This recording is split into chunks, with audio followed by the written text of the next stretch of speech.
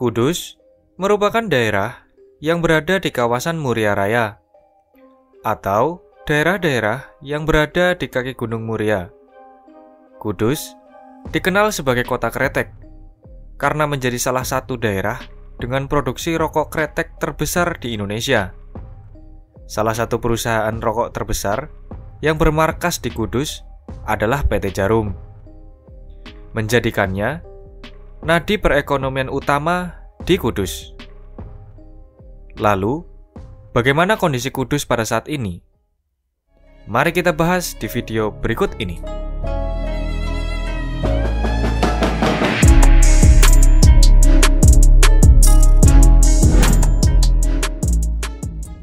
Kudus merupakan salah satu kabupaten yang berada di Provinsi Jawa Tengah dan secara geografis berada di sisi selatan Gunung Muria atau biasa disebut sebagai daerah Muria Raya.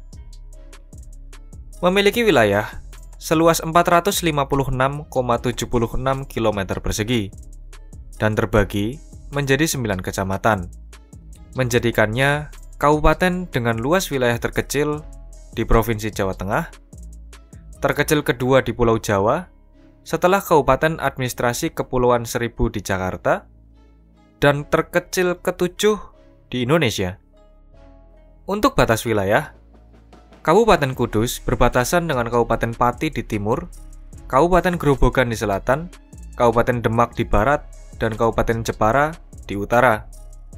Meskipun merupakan kabupaten dengan luas wilayah terkecil di Jawa Tengah, jumlah penduduk Kabupaten Kudus pada tahun 2024 sebesar 883.320 jiwa, yang menempatkannya sebagai kabupaten dengan jumlah penduduk terkecil kelima di Jawa Tengah.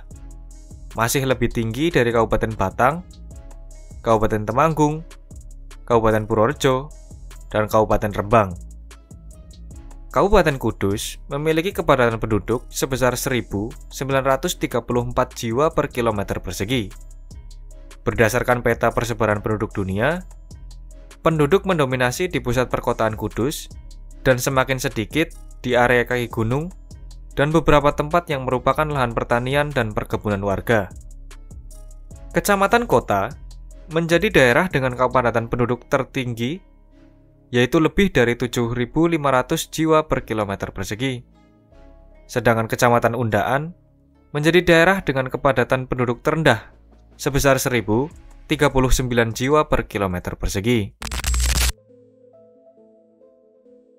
Sedikit kita bahas mengenai pemekaran wilayah. Mungkin kalian sebelumnya pernah mendengar isu pemekaran Provinsi Muria Raya. Singkatnya, provinsi ini mencakup daerah yang tergabung dalam aglomerasi Muria Raya dan Kudus diisukan akan menjadi ibu kota provinsi. Seperti yang kita tahu, Kudus berstatus sebagai kabupaten dengan hanya 9 kecamatan. Kalau melihat syarat pemekaran kota, minimal harus terdapat 4 kecamatan. Jika kita mengacu pada area perkotaannya, setidaknya terdapat 2 kecamatan yang wilayahnya merupakan area perkotaan, yaitu Kecamatan Kota dan Kecamatan Jati. 2 lainnya mungkin Kecamatan Kaliwungu dan Kecamatan Bae, yang bisa jadi akan menjadi daerah perkembangan kota di masa mendatang. Dari 4 kecamatan ini, memiliki wilayah seluas 99,02 km persegi. Tentunya, sebagai sebuah kota, saya rasa luas tersebut bisa dikatakan proporsional, tidak terlalu besar dan tidak terlalu kecil. Kemudian, Kota Kudus diperkirakan memiliki jumlah penduduk sebesar 385.483 jiwa, yang menempatkannya sebagai kota dengan jumlah penduduk terbesar ketiga di Jawa Tengah, tentunya setelah Kota Semarang dan Kota Surakarta. Sejauh ini, tidak ada masalah terkait kota baru yang mungkin akan dibentuk. Tapi masalahnya ada di kabupaten induknya. Kabupaten Kudus hanya akan memiliki 5 kecamatan. Meskipun ini sudah memenuhi syarat minimal pembentukan sebuah kabupaten, namun luas wilayahnya terlalu kecil untuk sebuah kabupaten. Hanya seluas 357,74 km persegi, yang bahkan lebih kecil dari Kota Semarang seluas 378,08 km persegi. Sebenarnya ada opsi lain, yaitu merubah status Kabupaten Kudus menjadi kota. Opsi ini terkesan memaksakan, karena wilayah perkotaan hanya berada di beberapa kecamatan saja, dan masih banyak pedesaan serta lahan budidaya di Kabupaten Kudus.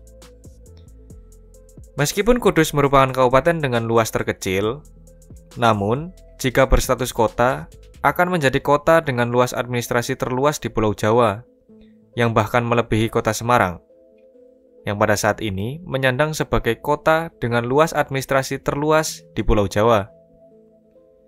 Jadi intinya, Kudus sebagai kabupaten terlalu kecil untuk dimekarkan dan terlalu besar jika berstatus sebagai kota. Kapasitas daerah berhubungan dengan kemampuan daerah dalam menyediakan infrastruktur dan kekuatan ekonomi untuk menjalankan roda pemerintahan. Di sektor transportasi, Kudus dapat diakses melalui jalur darat. Sayangnya, sampai video ini dibuat, pembangunan tol dari kota Semarang baru sampai di Demak. Selain itu, Kudus juga tidak memiliki jalur kereta api. Meskipun dahulu terdapat jalur yang menghubungkannya dengan kota Semarang yang dibangun pada tahun 1883 dan terakhir beroperasi pada tahun 1986. Semoga kedepannya terdapat lebih banyak opsi moda transportasi umum menuju kota Kudus, karena pada saat ini transportasi umum yang ada hanyalah bus. Harapannya bisa mengaktifkan kembali jalur kereta api, karena hal ini terkait kemudahan akses lainnya juga. Contohnya, untuk transportasi udara terdekat terdapat di Bandara Udara Jenderal Ahmad Yani yang berada di kota Semarang, berjarak sekitar 64 km dari pusat kota Kudus. Begitupun pelabuhan yang terdapat di kota Semarang. Berdasarkan data BPS, di sektor kesehatan, Kabupaten Kudus setidaknya memiliki 8 rumah sakit, 52 poliklinik, dan 19 puskesmas. Lalu, di sektor pendidikan, berdasarkan data Ristek Dikti, terdapat 9 perguruan tinggi. Pada saat ini, ekonomi Kabupaten Kudus ditopang oleh sektor industri pengolahan sebesar 78,10%, atau sekitar 94,74 triliun rupiah, disusul oleh sektor perdagangan sebesar 5,86%, atau sekitar 7,10 triliun rupiah. Sektor konstruksi sebesar 3,64%, atau sekitar 4,42 triliun rupiah, serta sektor pertanian, kehutanan, dan perikanan sebesar 2,48%, atau sekitar 3 triliun rupiah. Pada tahun 2023, Kabupaten Kudus memiliki indeks pembangunan manusia sebesar 76,71 poin, dengan angka harapan hidup sebesar 76,86 tahun. PDRB Kabupaten Kudus pada tahun 2023 sebesar 121,31 triliun rupiah, yang menempatkannya sebagai daerah dengan kekuatan ekonomi terbesar ketiga di Jawa Tengah, di bawah kota Semarang, sebesar 248,9 triliun rupiah, dan Kabupaten Cilacap sebesar 132,43 triliun rupiah. PDRB per kapita Kabupaten Kudus sebesar 138,7 juta, menempatkannya sebagai kabupaten otonom dengan pendapatan per kapita tertinggi di Pulau Jawa.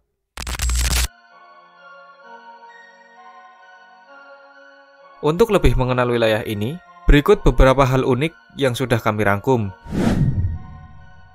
Kudus dikenal sebagai penghasil rokok kretek terbesar di Jawa Tengah, dan dari sinilah ekonomi Kudus berkembang dan menjadi kabupaten dengan pendapatan per kapita tertinggi di Pulau Jawa pada tahun 2023.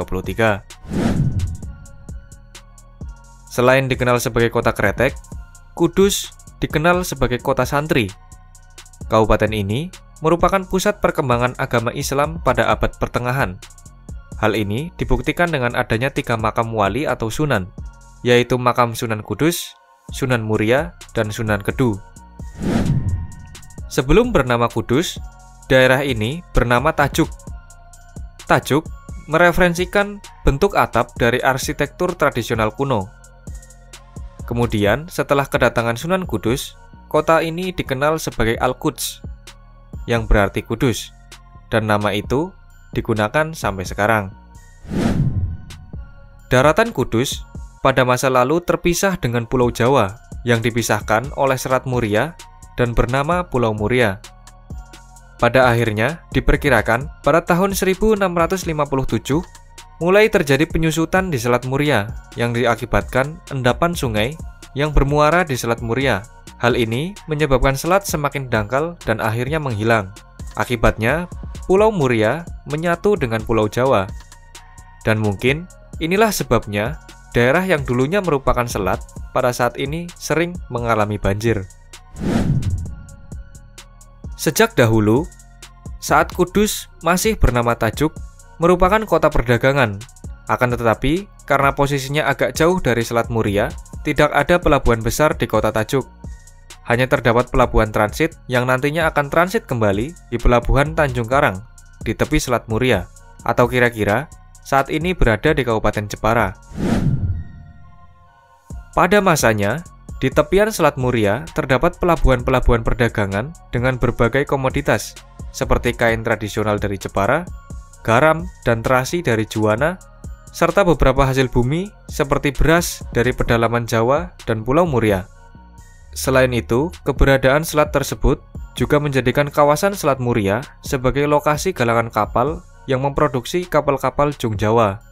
Keberadaan industri galangan kapal menjadikan daerah ini lebih kaya dibandingkan dengan pusat kerajaan Majapahit. Sehingga daerah ini yang didominasi oleh para pedagang muslim dijuluki oleh Tom Pires sebagai penguasa kapal Jung. Gunung Muria yang memiliki tinggi kurang lebih 1625 meter di atas permukaan laut, memiliki potensi keindahan alam yang dapat dimanfaatkan sebagai lokasi tujuan wisata alam dan wisata religi karena terdapat makam Sunan Muria. Terdapat mitos bahwa pejabat yang berkunjung ke Kudus akan lengser dari jabatannya. Lebih tepatnya, penguasa yang melintasi gapura di salah satu masjid Menara Kudus yang dipercaya akan segera lengser dari jabatannya. Di Kudus, terdapat bangunan bersejarah sekaligus ikonik yang bernama Menara Kudus.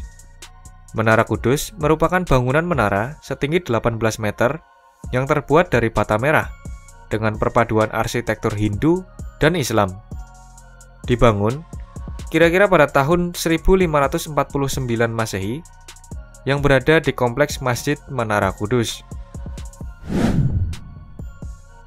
Tidak adanya gedung tinggi yang padahal Kudus merupakan salah satu daerah dengan ekonomi terbesar di Jawa Tengah, disebabkan karena kepercayaan masyarakat yang enggan untuk membangun bangunan yang lebih tinggi dari Menara Kudus. Meski demikian, pemerintah daerah sebenarnya tidak pernah melarang pembangunan gedung melebihi dari tinggi Menara Kudus. Jadi bagaimana menurut kalian? Mohon koreksi di kolom komentar. Bila ada salah dan kurang kami mohon maaf. Dan sampai jumpa di video berikutnya.